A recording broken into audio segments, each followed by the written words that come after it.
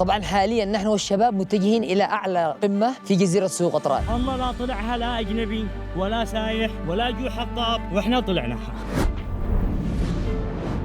أنا الآن في أعلى قمة في جزيرة سقطرى.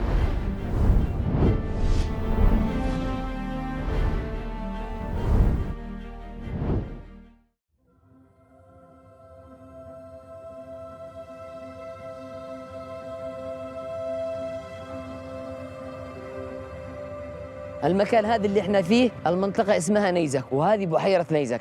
جاءوا الغواصين ونزلوا لأسفل بس ما شافوش أي نهاية لهذه البحيرة، بحيرة نيزك. يقال أنها مرتبطة إلى البحر من تحت الأرض.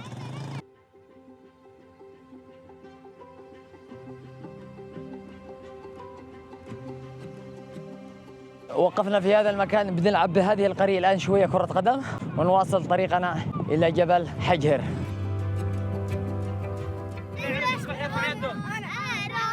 شوف أقول لك هذا الصغير من بينهم كلهم الوحيد اللي يعرف يسبح بالبركة هذه. ما شاء الله. لدرجة إنه كل ما يفعل شقلبة ولا حركات بهلواني راسه مكسر قدم راسه. شوف راسه مرقع مخيط. ليش هل البحيرة عميقة ولا كيف؟ ليش يقول لا احجار كلها احجار. يقول لك عمل شقلبه ويوقع على راسه على طول. شوف هذه كسرت يده بالسباحة، وهذا هذا دي كسر يده، هذا كسر يده. اوه بالسباحة؟ كلهم من البركة هذه.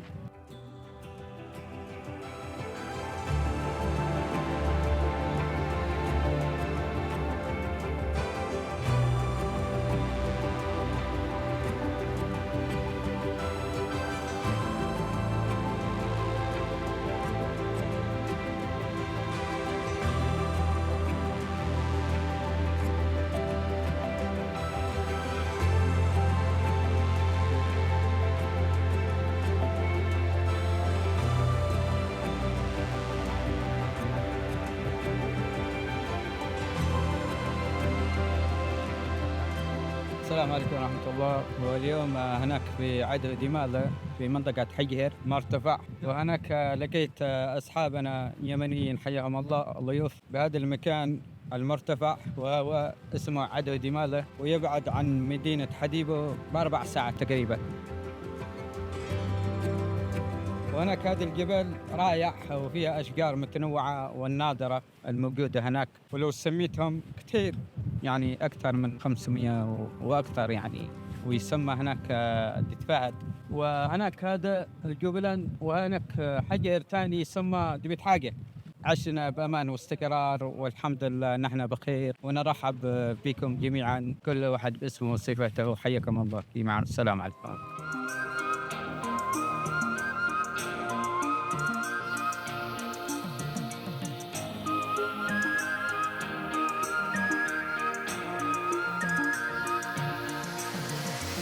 وصلت إلى أجمل جبل هنا في جزيرة سقطرى. أنا كنت متوقع أن جزيرة سقطرى سواحل بحرية، أماكن جميلة، ولم أتوقع وجود هذه الجبال العملاقة والشامخة. حسيت أنني رجعت إلى محافظة إب.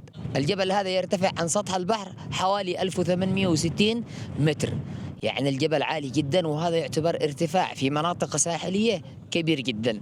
المكان خرافي، أنا مصدوم من جمال المكان. المشكلة مش هنا، المشكلة إنه ما زلنا في البداية، وحاليا بنطلع إلى القمة. وتعرفوني أنا من عشاق القمم، فتعالوا مع بعض نصعد إلى الأعلى.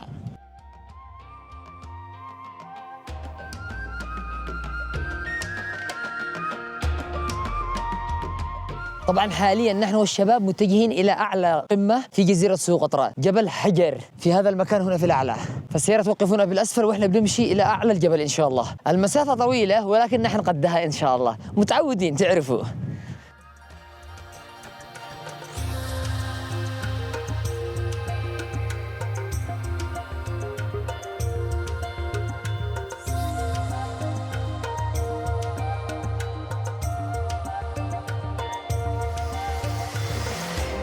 هذه الشجرة لو طلعت بيدك ولا المس كذا بتطلع حبوب ثانية مباشرة. بتعور بعد شوي، بعد كذا 5 دقائق بعد بيطلع حبوب، بتحك هنا بيطلع حبوب ثانية مباشرة. بنشوف النتيجة بعد 5 دقائق. عادي صافاقة، هذا سمت سكوترية صافاقة.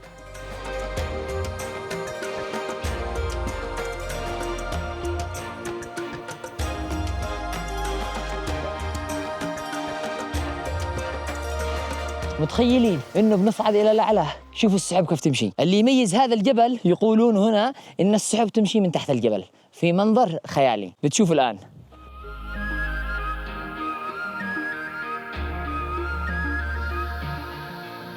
شايفين هذا المنظر الجميل؟ هذا ما ميز الله هذه الجزيرة الجميلة. جمال رباني هنا في جزيرة سقطرى، من أعلى الجبال ومن الوديان والسهول والسواحل تظل جزيرة سقطرى هي الجزيرة الأجمل بالعالم.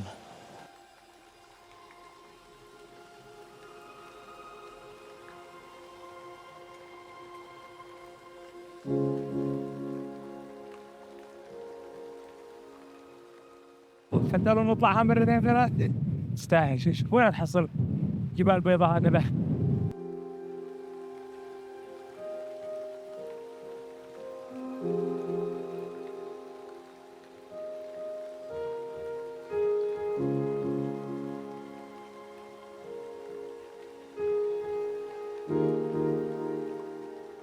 شوف سبحان الله، ولا في شجرة نعرفها. كم عندنا شجر في إب، لكن هنا ولا في شجرة نعرفها، كلها غريبة ونادرة.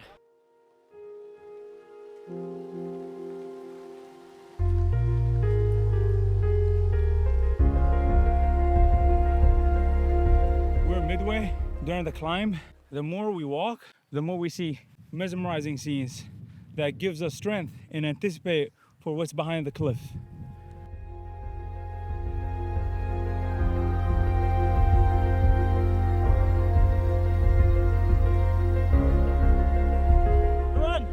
كفي لا باقي شوية. الله لا طلعها لا أجنبي ولا سايح ولا جو حطاب ولا حد، وإحنا طلعناها.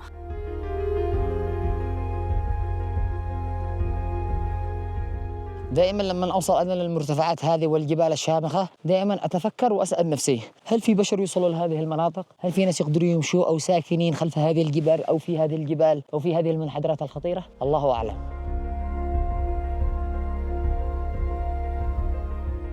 ونحن في منتصف الطريق واجهنا هذا المرتفع الشاهق والمخيف. شوفوا أحجار ومكان مخيف جدا وشاهق، وفي الأسفل غابة. المكان هذا ذكرني بغابة المحجر في محافظة إب. نفس المكان هذا مخيف وفي الأسفل كله غابات.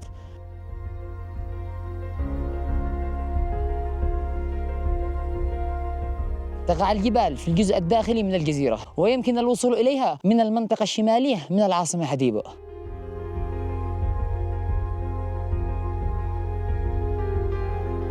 وصلنا القمة يا شباب بعد ساعة و10 دقائق بالضبط. المكان هذا ما حتوصل أبدا، لا سياح لا أجانب لا محليين، ولكن نحن أول من يصعد هذا الجبل الشامخ. القمة هذه تسمى المشنغ، وهي أعلى قمة في سلسلة جبال هجهر.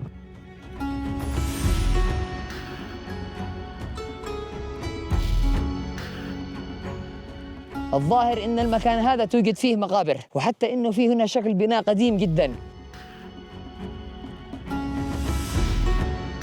يتميز جبل حجر بوجود الصخور البركانية. انظروا كيف ألوانها، هذه صخور بركانية لا توجد إلا في جزيرة سقطرى، وهذه دلائل وعلامات زي ما ذكرنا في الحلقات السابقة على إن الجزيرة هذه كانت عائمة في أعماق البحار. المكان هذا ساحر، أنا مصدوم من جمال المكان. هل فعلا نحن في جزيرة سقطرى أو في عالم آخر أو في كوكب آخر؟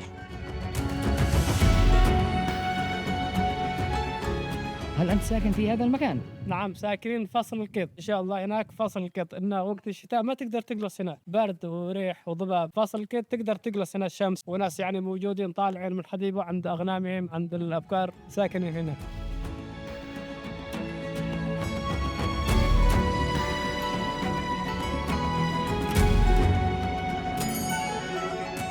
أنا الآن في أعلى قمة في جزيرة سقطرى، من أعلى جبال حجهر، على ارتفاع 1600 متر عن سطح البحر، وفي الأسفل العاصمة حديبو.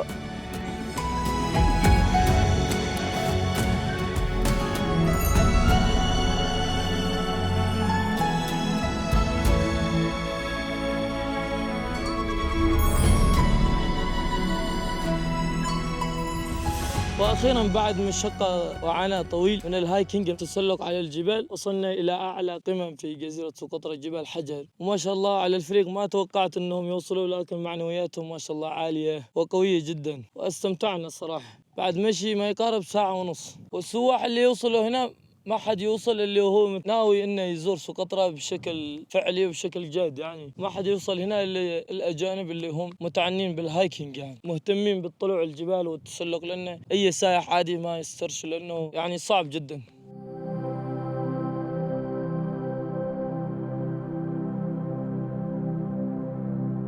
طبعا يا مروان، الغريب في هذا المكان تمام ما فيش مطر، بس الدنيا خضراء والأرض خضراء يعني مبللة. من وين يجي الماء ما حد عارف، يمكن طل، الله أعلم.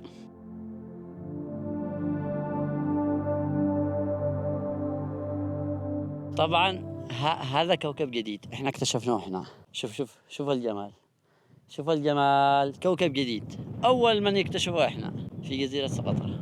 من يتهيأ بصعود الجبال يعيش أبد الدهر بين الحفار. واخيرا شاهدنا شجره نعرفه. هذه الشجره اسمها خيره في الاسم عندنا، بس عندهم مدري ايش اسمها. هذا ايش تستخدم كواقي شمس للوجه او تستخدم كزيت للشعر. شوفوا كيف داخلها ماء مثل الزيت، نفس زيت الزيتون.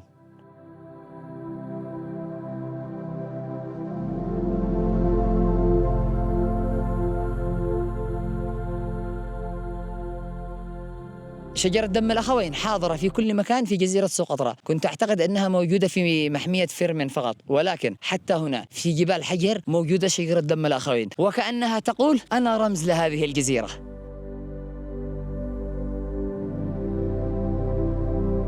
هذه الشجرة نستخدمها عندنا، تسمى شهفة. ليش تستخدم؟ نستخدمها عندنا مكبي للبن. احنا فين في اي مكان؟ ايش اسم المكان هذا؟ ديمال. هذا ديمال، وهذا طلعني، وهذا تسجرين، وهذا مكيشين. ايش تشتغلوا انتم في هذا المكان؟ نشتغلوا أبقار وغنم، وننزلوا بعد أسبوع نصلي الجمعة في البلد، بعدين نرجع للحيوانات ونتبادل تنين بعد تنين، تنين بعد تنين. يعني كيف التبادل هذا؟ التبادل نمرش جلسوا الاستخدام، يعني جلسوا اسبوع اثنين شخصين، وبعد يخلصوا اسبوع. فهمت. احنا عندنا نسميها المداولة، يعني علشان تتداولوا في رعاية الأقدام. ايه كل اسبوع يطلعوا شخصين لهذه المنطقة. ايه يبدأ لك ايوه زي الزين. ايوه حلو، جميل. ايوه، والباقيين يجلسوا تحت في المدينة او في القرى القريبة من العاصمة. ايه عاد القرى طيبة اللي جنبنا هناك. كيف الامور هنا طيبة في سقطرى؟ نعم الحمد لله، نشكر الله. ولا كان في هذا العهد الآن نقص معنا الحشيش. ليش ما في امطار هالسنة هذه ولا كيف؟ أمطار قليلة. نعم، حتى عندنا في المحافظات الشمالية أمطار خفيفة جدا. أمطار قليلة، وبعد فترة يجيك وهذا الميت هذا يجيك بعد ما مات هذا. تاني أي اسم الجبال؟ هو الجبال التحتي. أيوه. وهذا بمجلهش جنب الجبل هذا عزقالة. وهذا إبره. والثاني بوجين. الأسماء صعبة عندكم على فكرة. إيه. كل مكان. وهذا دبيت حاجة. أيوه. وهذا دم فداني. تعرف إن اللهجة السقطرية تنتمي إلى اللهجة الحميرية، نفس الكلمات. اللهجة السقطرية هي لهجة حميرية قديمة أصيلة جدا. هذا فيرح. الجبل اللي صعدناه اسمه فيرح. وهذا أيوه. اللي مشيتوا عليها اكفيه. أيوه. وهذا سكند. هذا أيوه. سكند.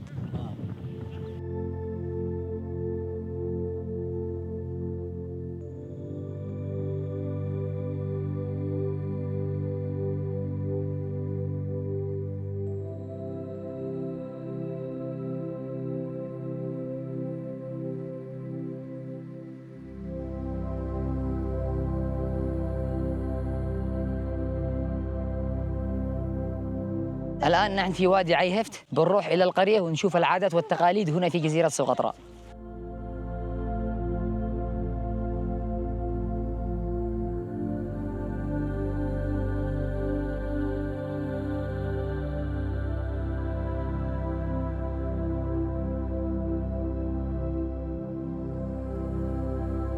ليش الناس يزوروا هذا المكان؟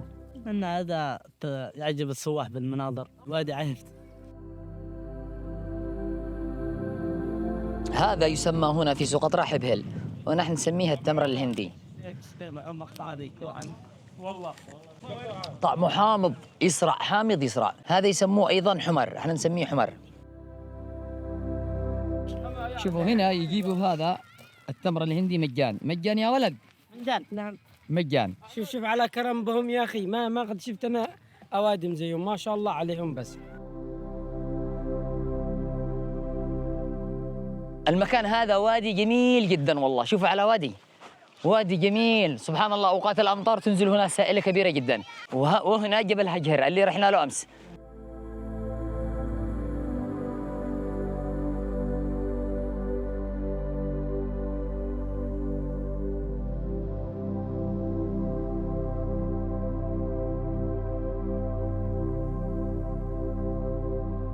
الآن بنروح إلى اتجاه البستان، وهو هناك موجود الآن بنروح إليه. طيب إيش تزرعوا في هذا البستان؟ نزرع عدة أشجار فيها، ولكن الآن حاليا زرعنا النخل، زرعنا المانجو، زرعنا شجرة الليمون وشجرة الزيتون ما شاء وشجرة الله. عاد الآن في داخل البستان، ونعمل عليه حوش علشان الأغنام لا تدخلون الداخل. أيوه.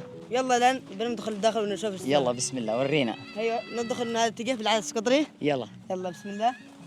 بسم الله. بسم الله. طبعا يسووا هذا الحوش علشان الأغنام ما تدخل تأكل الأشجار، لأنه هنا الحيوانات عندهم ما لهنش بيوت، الأرض هو بيتهن، تنام في أي مكان، في أي وادي، في أي مكان، فعشان كذا تجلس تسرح وتمرح في هذا الوادي، فهم يسووا هذا على المناطق هذه. بسم الله نبدأ ندخل نغفز. دخل تفضل.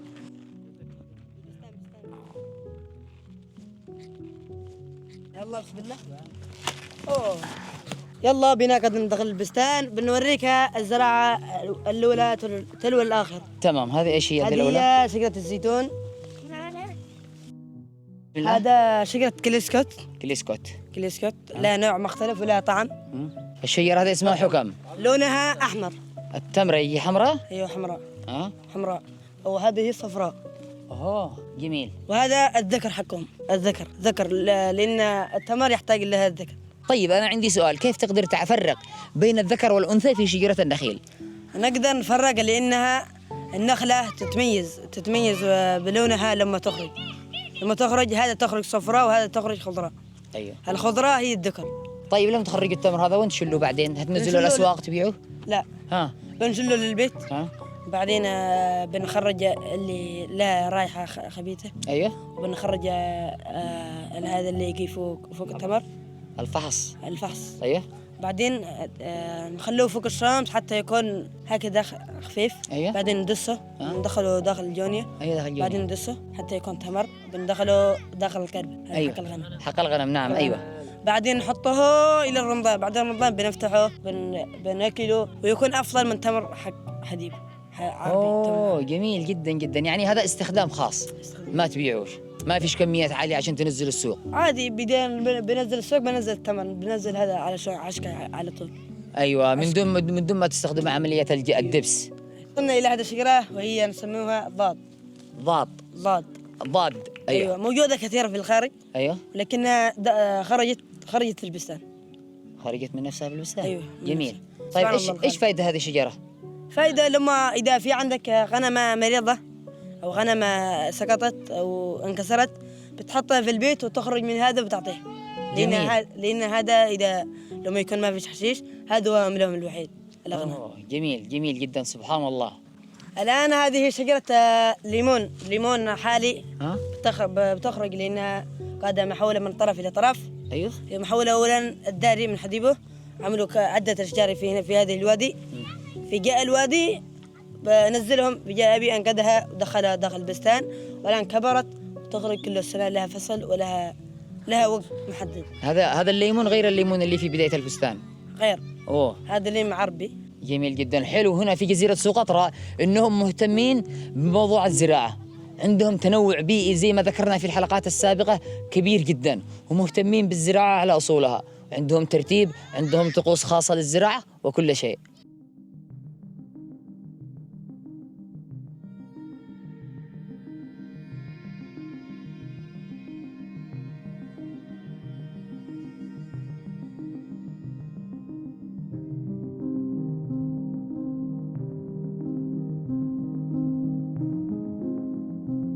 هذه الفاكهة شفناها في هذا البستان غريبة وشكلها غريب، بس الطعم نفس الفرسك، نفس الفرسك تماما.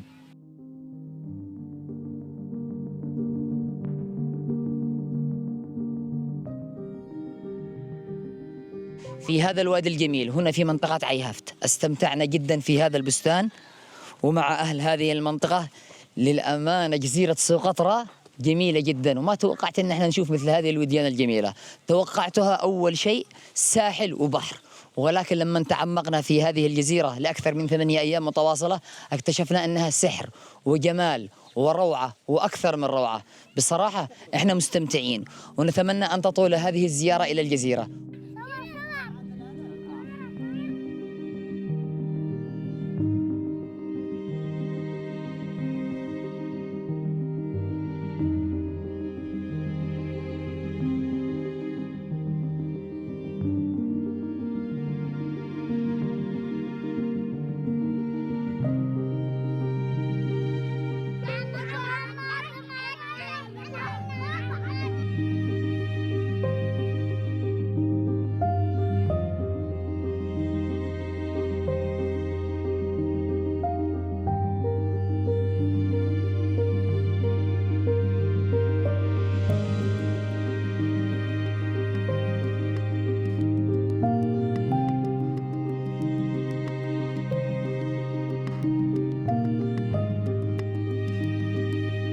وحياكم الله بالضيوف الذي جينا احنا من برا واشتوا يعني نقول العادة الجزيرة إلى المنطقة حقهم أو إلى مكان الذي يعله.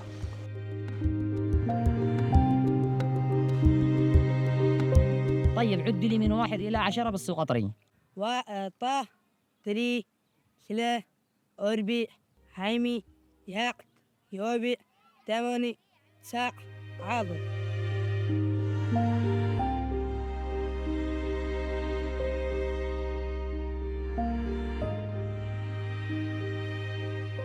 وللمرأة السقطرية دور كبير في المجتمع السقطري، ومن أهمها الحرف اليدوية والأشغال اليدوية. في هذا المتحف نستعرض لكم بعض الأعمال اليدوية التي تقوم بها الأسر المنتجة هنا في جزيرة سقطرى.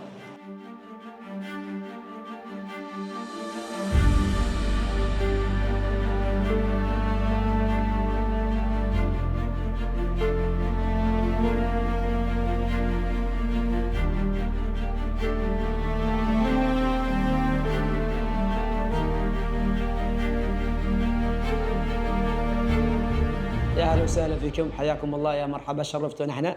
نعرفك على انواع العسل السقطري. صراحه موجود في اليمن عده انواع للعسل، معك عسل قردان، عسل دوعني، ومعانا حاليا في سقطرى. ومن يميز سقطرى او اي زاير ياخذ او يشتري هديه يلقى الى العسل السقطري. ما يميز العسل السقطري حاليا هي عده الاشجار الموجوده في سقطرى، ويكون طبيعي نيتشر، يعني حاجه طبيعيه خالصه من الطبيعه نفسها.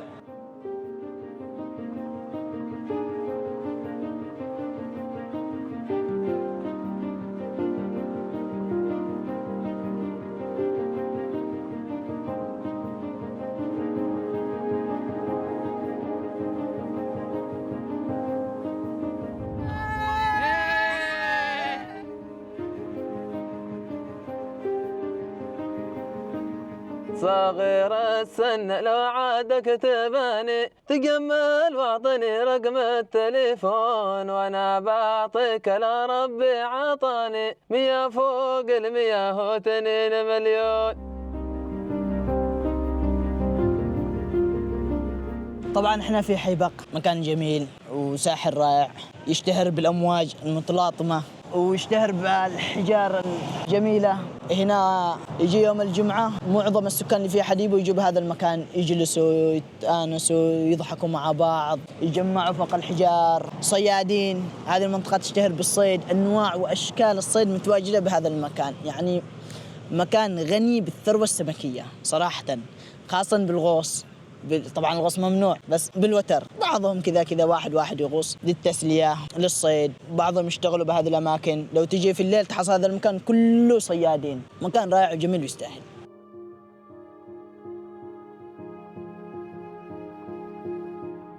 شكل الأحجار غريب جدا في هذا الساحل في منطقة حيبق. شوفوا كيف الأحجار، أول مرة أشوف الساحل بهكذا. هذه صخور. سبحان الله، جزيرة سقطرى تنوع حتى في السواحل أو الشواطئ. جزيرة سقطرى تنوع حتى في الشواطئ، شاطئ رمال بيضاء، شاطئ أحجار كبريتية.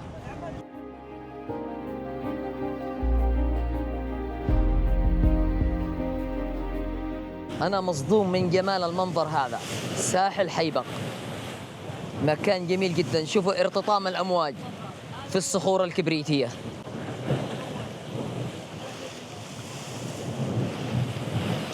واو،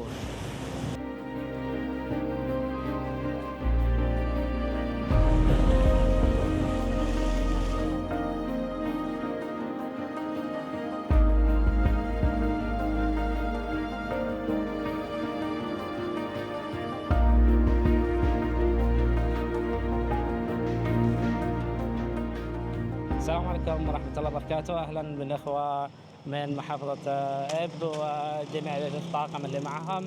أهلا بكم في سقطرى. سقطرى ترحب بجميع الضيوف من داخل اليمن أو من خارج اليمن. هي منارة سياحية لليمن كلها، وهي بعد استراتيجي سياحي بيئي للناس الزائرين سقطرى. وإن شاء الله تشعروا هنا بالأمان، بالراحة، بالسعادة، ترون أشياء لأول مرة ربما ترونها تلفت انتباهكم. وأيضا أنتم واجهتنا لتسوقوا سقطرى للعالم، ليزوروا سقطرى ويظهروا هذا الجمال للعالم، وإيش على إيش تحتوي من البيئة، من الثروة الحيوانية النباتية، الثروة البحرية، كل هذه الأشياء، طيبة الناس أيضا والأخلاق، تعامل الناس وأخلاقهم كذا. تظهر هذه المدينة اللي منسية أو كذا كما نقول، والآن بدأت تظهر شوية، تظهروها للناس. بعض الناس لأنه يتعقد من الخدمات، يقول ما في خدمات في سقطرى أو صعب أصل إلى سقطرى وكذا. أنتم عبركم، عبر الأخوة الأخ مروان وغيره، يعني يظهروا هذا المجال إن شاء الله، يوضح للناس إيش الحاصل. شكرا. انتم عارفين انا ما كنت بصور حلقة 5 من جزيرة سقطرى، كنا مكتفين ب4 حلقات، ولكن جمال هذا الجبل الشامخ جبل حجهر خلينا نسجل حلقة 5، واحدة من اجمل الحلقات في جزيرة سقطرى، لتنضم حلقة 5 الى سلسلة جزيرة سقطرى الجميلة. المهم اتمنى انكم استمتعتم معنا في هذه السلسلة الطويلة، واعذرونا على اي تقصير، ولا تنسوا اللايك والمشاركة والدعم علشان نستمر في سلسلات قادمة ان شاء الله من مناطق اخرى. واشوفكم على خير، وانا مروان، سلام.